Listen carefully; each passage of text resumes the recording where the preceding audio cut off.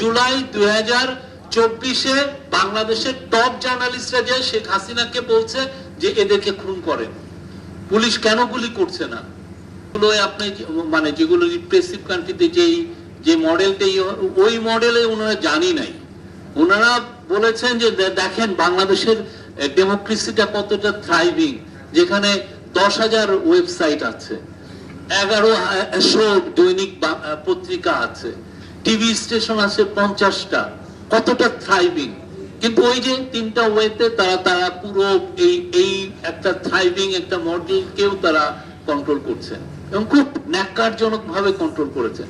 যারা যারা তাদের দাস ছিলেন, যারা তাদের জার্নালিজমটাকে ধারণ করতেন, এই তারা সবাই বেনিফিটেড হয়েছেন। আমরা দেখেছি কিছু কিছু জায়গায় পত্রিকায় রিপোর্ট এসছে কারো কারো অ্যাকাউন্টসে 1000 কোটি টাকার ট্রানজাকশন পাওয়া গেছে, চিন্তা করা যায় না। এবং যারা ইউনিয়নকে ওনারা দাস অনুগত বানিয়ে রেখেছেন, ইউনিয়নের টপ লিডারশিপ মানে হচ্ছে তার কোনো কাজ নাই, সে পূর্বাঞ্চলের প্লট বা উত্তরের প্লট এগুলো নিয়ে ব্যস্ত ছিলেন।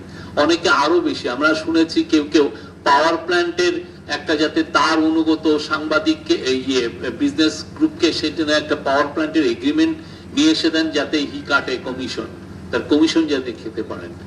এই জার্নালিজমটা ছিল, এই জার্নালিজমটা একটা ভয়ানক রকমের ট্রাস্ট ডেফিসিট তৈরি করেছে।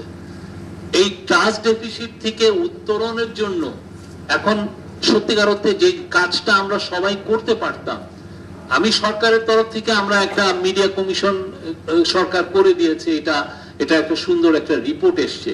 কিন্তু যারা ইন্ডিভিজুয়াল, যারা জার্নালিজম পত্রিকা টিভি স্টেশন, যারা এইটার ভেহিকল ছিলেন এই বাজে জার্নালিজমের, তারা তো কেউ নিজে সেলফ অডিট করেন নাই।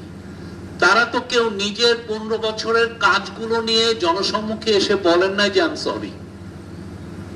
কেউ বলেছেন যে আমি সরি, আমি আপনার অধিকার কেড়ে নিয়েছি, আমি আপনাকে জঙ্গি হিসাবে ইয়ে করেছি, আমি আপনাকে বলেছি যে আপনি জামাত শিবির, আমি আপনাকে আপনার পার্টি আপনার পলিটিক্যাল রাইটসটাকে আমি কেড়ে নিয়েছি, আমি আপনাকে গুম হওয়ার যে ক্ষেত্র তৈরি করা, গ্রাউন্ড তৈরি করেছি যাতে আপনি গুম হতে পারেন।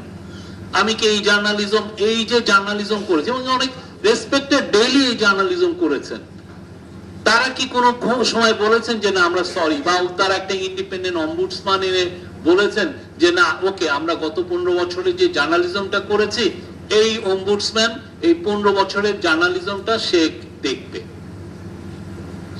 দেখবে যে তার কি রকম জার্নালিজম হয়েছে, আমরা কি জার্নালিজম করেছি সে ইন্ডিপেন্ডেন্টলি বলে সে যেই ধরনের আমাকে পরামর্শ দেয় যে না আপনারা এই জায়গায় ফেইলিউর ছিল, প্লিজ আপনারা এই জিনিসগুলো রেকটিফাই করেন, করে আপনি তাহলে কি you can make a fresh start.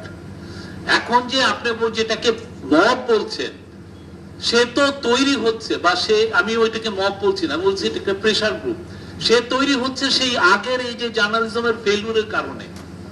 সে কেন তৈরি হওয়ার গ্রাউন্ড তৈরি হচ্ছে? কারণ সে তো এফেক্টেড হয়েছে, সে তো সারা 15 বছরে তারে আপনার কোনো মিনিমাম সিভিল লিবার্টিজ আপনি রাখেন নাই, সে তো এফেক্টেড হয়েছে। এখন তার যে কনসার্ন, আপনি 28 জুলাই 2024-এ বাংলাদেশের টপ জার্নালিস্টরা যে শেখ হাসিনাকে বলছে যে এদেরকে খুন করেন, পুলিশ কেন গুলি করছে না? বলে নাই? এটা তো টপ জার্নালিস্ট, টপ মিডিয়া হাউসের ইয়েরা। এখন এই জিনিসটা তো আবার রিপিট করতে পারে, এই ভয় থেকে এই প্রেসার গ্রুপগুলো তৈরি হচ্ছে। এটা রেমিডি কি? এটা আপনি ভাবছেন যে সব অনার্স আপনি সমস্ত দায় দায়িত্ব সরকারের উপরে চাপিয়ে দিচ্ছেন। সরকার তো এই চাপ, এটা তো সরকার যতটুকু পারে সেই কাজটা সরকার করছে, সরকার সেই কাজগুলো করছে। কিন্তু আপনারা যারা যারা এই পুরো এই যে ট্রাস্ট ডেফিসিট যেটা হলো, হ্যাঁ, সেই জায়গাগুলো যারা যারা কন্ট্রিবিউট করেছেন তারা কেউ কিন্তু ওই কথাটা বলছেন না। তারা ভাবছেন যে এটা বিজনেস অ্যাজ ইউজুয়াল, পুরনো দেশ যে এটা সরিয়ে ফেলো, নতুন আমরা আবার শুরু করি, আবার নতুন পলিটিক্যাল গভর্নমেন্ট আসছে, তাকে সামনে রেখে তারা তাদের আবার গুটিগুলো সাজাচ্ছে কিভাবে ওনারা এটা করবে। এতে বাংলাদেশের জার্নালিজমের কোনো ধরনের কোনো উত্তরণ হবে না। আপনারা যারা ভাবছেন, এবং আমি কেউ যদি বলেন যে বাংলাদেশের স্বাধীনতা নাই, একদম ফালতু কথা। বাংলাদেশের জার্নালিজম এত ফ্রিডম আছে, আমি বলবো যে উন্নত বিশ্বেও এই ফ্রিডমটা নাই। কেন নাই? আপনি এসে যেটা ইদানিং যেটা হচ্ছে, মানুষ নিউজ কনজিউম করছে হচ্ছে ইয়ের মাধ্যমে, ভিডিওর মাধ্যমে। মানুষ নিউজ কম পড়ছে। গ্রামে আপনি যে দেখেন, আপনি এই যে দোকানের সামনে 4-5 জন বসে একটা ছোট ভিডিওর মাধ্যমে নিউজ কনজিউম করছে, এবং এই কনজিউমের যারা নিউজ কনজিউম যারা করছে, তারা যারা ভিডিও যারা দেখছে, ভিডিওগুলোর বেশিরভাগই লেজি জার্নালিজমে ভরা, মিথ্যায় ভরপুর। সারাদিন ধরে কিছু কিছু টক শোতে এরা মিথ্যা কথা বলছে। না সাংবাদিকতা, এটারে আপনি অপসাংবাদিকতা হলেও এক ধরনের সাংবাদিকতা।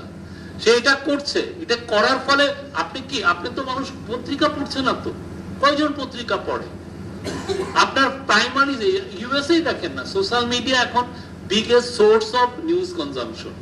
বাংলাদেশে ওইটা হচ্ছে, মানুষ ওইটা নিচ্ছে। এটাকে আপনি কিভাবে মনিটর করবেন? আমার নামে যাতা বলতেছে, আমাদের অ্যাডভাইজারদের নামে যাতা লিখতেছে। নোংরামির তো একটা সীমা আছে, কিন্তু এটা হচ্ছে। এখন আমি যদি বলি যে না, আপনি এই কাজটা করছেন, এটা অন্যায়, আপনি আমার নামে 40 মিনিটের একটা ভিডিও বানিয়েছেন, তার মধ্যে 320টা মিথ্যা আছে। আপনি বলুন যে আমি আই ফিল ইন্টিমিডেটেড, আমার উপর প্রেসার হচ্ছে, গভর্নমেন্ট আমাকে টার্গেট করেছে, তখন আপনি আমাকে কাঠগড়ায়, আমি আমার কথাটা বলবো, আপনি আমাকে কাঠগড়ায় দাঁড় করে দিবেন। ফলে আপনি যেটা বলছেন যে জার্নালিস্ট প্রোটেকশন অর্ডিন্যান্স, আমরা মনে করি এটা দরকার আছে। এট দ্য সেম টাইম আপনার অপসাংবাদিকতার দ্বারা যারা ক্ষতিগ্রস্ত হচ্ছে, তাকে আপনি কিভাবে প্রোটেকশন দিবেন? তার প্রোটেকশনটাও তো আপনার চিন্তা করা উচিত। একটা সেক্রেটারির নামে এমন একটা মিথ্যা নিউজ দিল, এই নিউজটা তো সেলফ লাইফ ইটারনাল। 100 বছর ধরে এই নিউজ, উনি যখন ওনার ছেলে, ওনার নাতি, যখনই ওনারা গুগলে সার্চ করবে, দেখবে যে এই নিউজটা আসছে যে উনি এইটা মিথ্যা, তার নামে। এখন ওনাকে আপনি রিমিডি দিবেন না?